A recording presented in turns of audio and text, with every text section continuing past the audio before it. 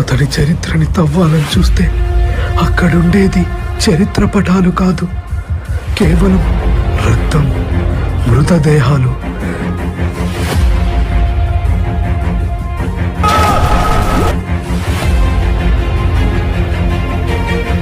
అసలు సలార్ అంటే ఏంటి?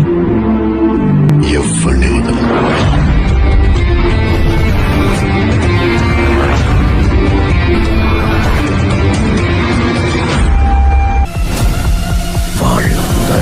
నరికి పడేశాడు.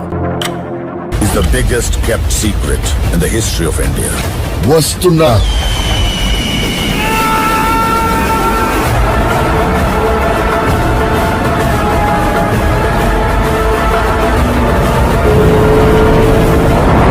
వచ్చాడు వచ్చాడు వచ్చాడు.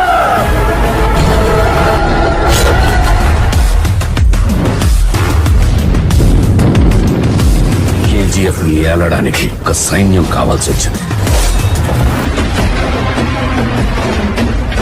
వాడే సలార్. నీళ్ల నుండి నిప్పు పుట్టిన చరిత్ర లేదు. అలలు భూమిని కబలించడానికి అంగలు వేస్తున్నాయి. ఆ యుద్ధంలో మూడో వాడి అడుగు పడింది. History was wrong. అసలు కథ ఇప్పుడు మొదలవుతుంది.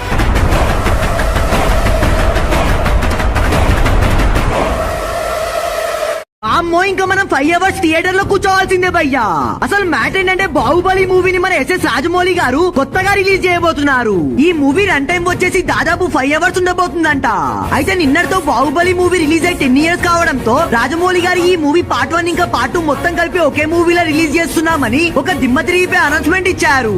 అండ్ నిన్న ఈ మూవీ టీం మొత్తం కలిసి చేసుకున్న పార్టీలో ప్రభాస్ అన్న లుక్ మాత్రం కుత్త ర్యాంప్ అదిరిపోయింది.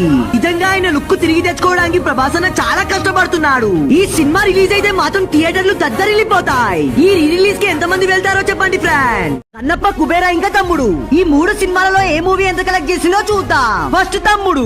ఈ సినిమా మన ఆడియన్స్ కి ఎందుకు నచ్చలేదో నాకు అర్థం కాలేదు, కానీ ఈ మూవీలో నితిన్ అన్న యాక్టింగ్ మాత్రం మామూలుగా ఉండదు. ఈ సినిమా బాక్స్ ఆఫీస్ దగ్గర 16 crores కలెక్ట్ చేసి యావరేజ్ గా నిలిచింది.